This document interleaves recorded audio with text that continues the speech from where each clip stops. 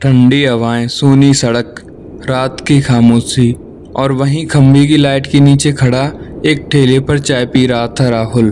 ठंड तो थी ही, पर सन चलती हवाएं ठंड को और ज़्यादा बढ़ा रही थीं। रात के करीब 10 बज रहे थे। ठेले वाला भी अब बोरिया बिस्तर समेटने लगा। इतने में राहुल के मोबाइल में SMS अलर्ट की आवाज़ आई। राहुल ने देखा कि कोई ऑर्डर आया है। ऑर्डर डिलीवरी करने का पता कुछ यूँ था, Green Vatika, B wing, flat number 212, 6 floor, और ऑर्डर करने वाले का नाम था रागिनी खन्ना। चलो इस लास्ट डिलीवरी के साथ आज की ड्यूटी ख़त्म हो जाएगी और फिर घर निकल जाऊंगा, राहुल अपने मन में बोला। उसने चाय की आखिरी सिप मारी, अपनी बाइक स्टार्ट की और पिकअप प्लेस की ओर रवाना हुआ। पिकअप प्लेस यानी उस होटल की तरफ जहां से ऑर्डर बनाया जाता है। राहुल एक स्टूडेंट है जो कॉलेज में पढ़ाई करने के अलावा पार्ट टाइम स्विगी में फूड डिलीवरी पर्सन के रूप में भी काम करता है। सुबह पढ़ाई और शाम को 6 से 10:30 बजे तक वो जॉब करता है। इस काम को पकड़े हुए अभी ज़्यादा दिन नहीं हुए थे, 8-10 दिन हुए थे शायद। आधुनिकता और मोबाइल ऐप के बढ़ते चलन की वजह से आज कई ऐसे बिजनेस बाजार में उपलब्ध हो गए हैं जिनके बारे में आज से पहले सोचना मुश्किल था। जरा सोचिए ना, घर बैठे मोबाइल से अपनी मनचाही डिश अपने आसपास के किसी भी मनचाहे होटल या रेस्टोरेंट से मंगाना और कुछ ही मिनटों में आपके दरवाजे पर मंगाई हुई चीज़ का पहुंच जाना। इससे पहले ऐसी सुविधाएं कहाँ थीं? बस पिज्ज़ा के तौर पे फास्ट फूड मंगवा कर खाया जाता था, वो भी कॉल करके ऑर्डर करना पड़ता था। अब इंटरनेट, स्मार्टफोन और इनसे जुड़े अद्भुत आइडियाज़ की वजह से रोज़मर्रा की ज़िंदगी बहुत आरामदायक हो चुकी है। स्विगी और ऐसे ही और भी ऑनलाइन बेस्ट बिजनेस मॉड्यूल अब भारत में उभरने लगे हैं, जिनसे आम लोगों को लाभ भी मिल रहा है, साथ ही बहुतों को रोजगार भी मिल रहा है। राहुल रेस्टोरेंट पहुंच गया। वहां कुछ पल इंतजार करने के बाद जब ऑर्डर तैयार हो गया तब राहुल ने ऑर्डर को पिक किया और फिर डेस्टिनेशन की तरफ निकल गया। रोड पर ज़्यादा भीड़ नहीं थी, ठंड का मौसम था, ऐसे में 10 बजे के बाद लोग दिखना कम हो जाते हैं। अपने मोबाइल के मैप्स पर दिखाई दे रहे इंडिकेटर की मदद से राहुल आसानी से पते पर पहुंच गया। बाइक गेट के पास लगाकर राहुल ने थोड़ा मुआयना किया कि पता सही है या नहीं। पता बिल्कुल ठीक था। गेट पर कोई भी सिक्योरिटी गार्ड नहीं दिखा। राहुल ने 2 पल इधर उधर देखा लेकिन आसपास कोई नहीं दिखा, पर क्योंकि उसे देर हो रही थी इसीलिए वो ज़्यादा सोचे बिना अंदर चला गया। अंदर 2-3 बिल्डिंग्स थीं। राहुल ने बी विंग वाले बिल्डिंग को तलाशा, क्योंकि कोई बहुत बड़ा कॉलोनी जैसा तो कुछ था नहीं। आसानी से राहुल को सही पता मिल गया। बी विंग में राहुल 6ठी मंजिल तक आसानी से लिफ्ट की मदद से पहुंच गया। फ्लैट नंबर 212 उसके सामने दिखाई पड़ गया। उसने दरवाजे के आगे खड़े होकर बेल बजाई। कुछ ही सेकंड में दरवाज़ा खुला। उसके सामने एक लड़की खड़ी थी जो दिखने में काफ़ी अलग थी। उसका रंग काफ़ी गोरा। उस लड़की ने काले रंग की साड़ी पहनी हुई थी। उसके माथे पर काली गोल बिंदी लगी हुई थी। जब उसने ऑर्डर रिसीव कर सिग्नेचर किया तो राहुल ने देखा उसकी कलाई में काली चूड़ियां थीं और उसके नुकीले नाखून भी काले रंग के नेल पॉलिश से रंगे हुए थे।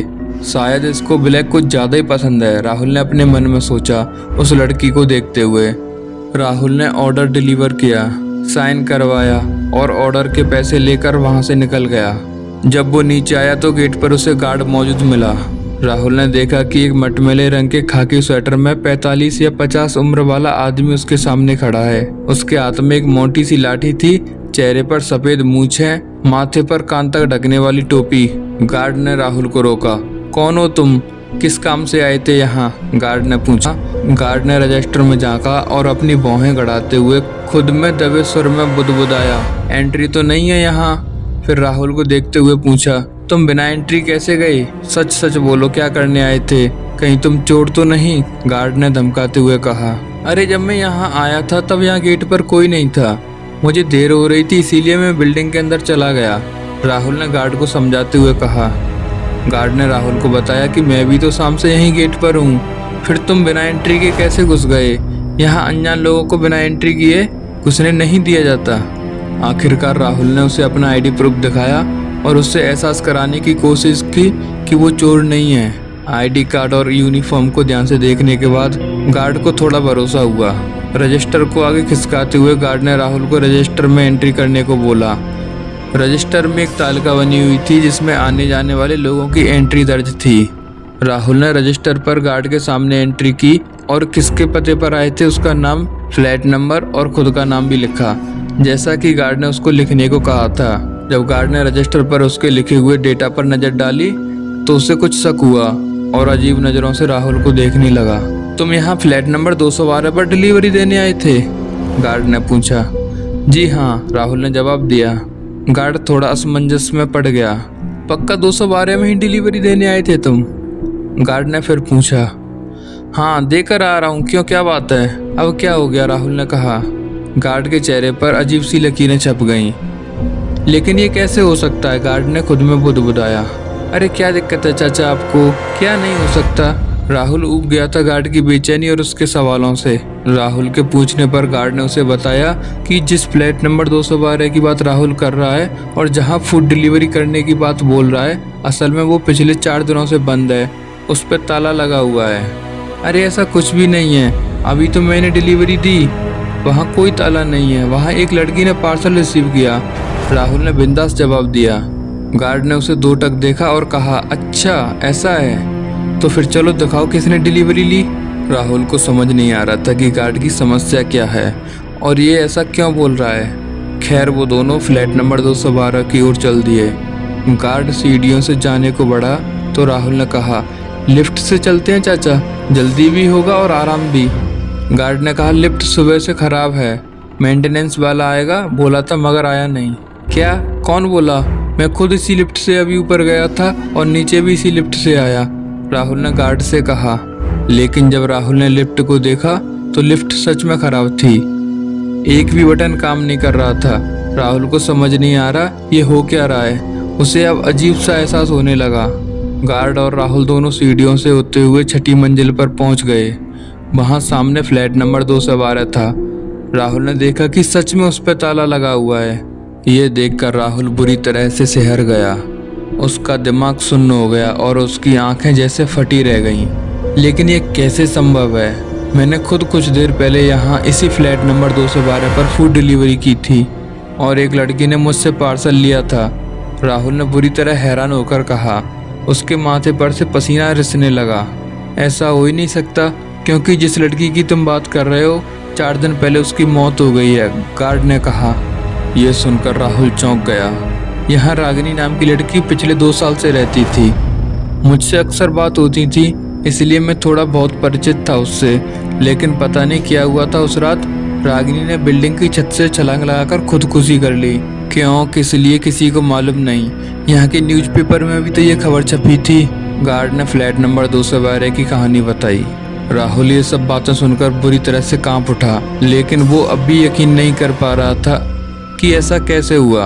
अभी कुछ देर पहले ही तो उसने खाना डिलीवर किया था, मगर यहाँ सच में ताला है। उसने तुरंत अपना मोबाइल निकाला और लास्ट ऑर्डर चेक किया, मगर उसे रागिनी खन्ना यानी फ्लैट नंबर 212 का कोई ऑर्डर नहीं दिखा, बल्कि इस ऑर्डर से पहले जो ऑर्डर कंप्लीट हुआ था लास्ट ऑर्डर के रूप में वो ही शो हो रहा था।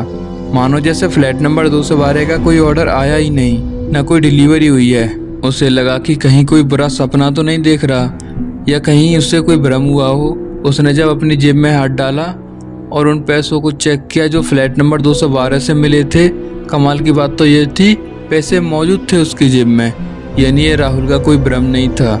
डिलीवरी हुई थी और इसका प्रमाण उसकी जेब में मिले पैसे हैं। राहुल की आंखें 2 पल के लिए फटी रह गईं उन पैसों को देखकर। उसके हाथ पैर ठंडे पड़ गए और डर के अजीब एहसास से वो भीतर तक सिहर गया। इतने में कॉरिडोर की लाइट झिलमिलाने लगी। डर से राहुल का गला सूख गया। गार्ड और राहुल दोनों एक दूसरे को देखने लगे।